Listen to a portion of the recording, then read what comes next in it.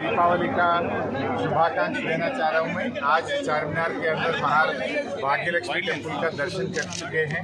हैदराबाद ये यहाँ पर बहुत ही अच्छे सेक्युलरिज्म बढ़ा हुआ है, पहले से भी सेक्युलरिज्म है यहाँ पर। यहाँ टेम्पल में आज भाग्यलक्ष्मी अम्मावार की दर्शन कर चुके हैं। आप सब लोगों का दीपावली का मुबारक।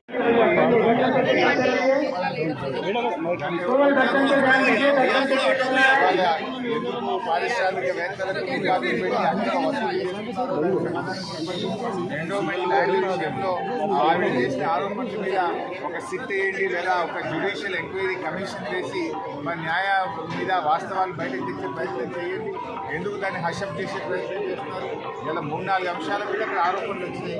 వాటి అన్నిటి మీద ఒక సిట్టింగ్ జడ్జితో జ్యుడిషియల్ ఎంక్వైరీ వేయండి, అన్ని విషయాలు బయటకు వస్తాయి కదా.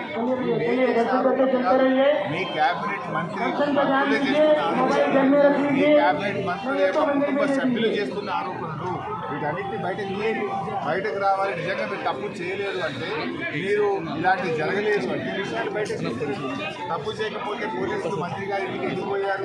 తప్పు చేయకపోతే మంత్రి గారు ముఖ్యమంత్రి సమీక్ష చేశారు. చేసే ఆరోపణల మీద ప్రభుత్వం ఎందుకు సమాధానం చెప్తలేదు? ఇలా హైదరాబాద్ గుండా రాజ్యంగా మార్చారు. ఒకప్పుడు బీఆర్ఎస్ ప్రభుత్వము పెట్టుబడులకు స్వర్గధామంగా మారుస్తే మీరు గన్ కల్చర్లు పెట్టి పెట్టుబడిదారుల దగ్గర అక్రమ వసూళ్లు చేసి వాటాల్లో పంచుకోవడంలో తేడాలు వచ్చి మీరు తన్నుక చేస్తున్నారు. ఇలా పాలన చేస్తున్నారా? వాటాలు పంచుకోవడం కోసం మీరు తన్నుక చేస్తున్నారా? ప్రజలు బాధపడుతున్నారు, ప్రజలు ఆలోచిస్తున్నారు. బీఆర్ఎస్ హయాంలో రెడ్ కార్పెట్ వేసి పెట్టుబడిదారులను ఆహ్వానించింది బీఆర్ఎస్. కానీ ఈరోజు మీరేం చేస్తున్నారు? ఆ పెట్టుబడిదారులను తుపాకులు పెట్టి బెదిరించి ఒక గన్ కల్చర్ తెచ్చారు. ఆ రోజు మేమేమో అగ్రికల్చర్ను పెంచాం, మీరేమో గన్ కల్చర్ను పెంచుతున్నారు. మీకు మాకున్న తేడాలు.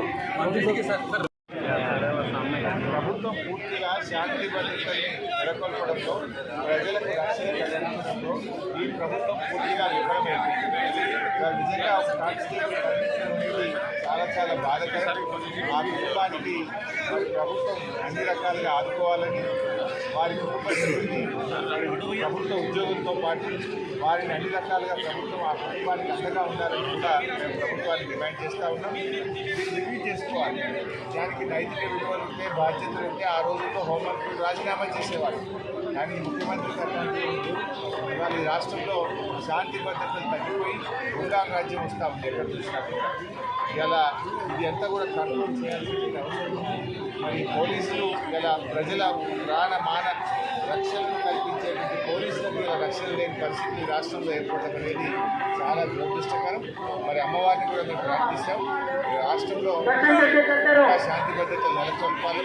రాష్ట్రంలో మంచి అభివృద్ధిలో ముందుకు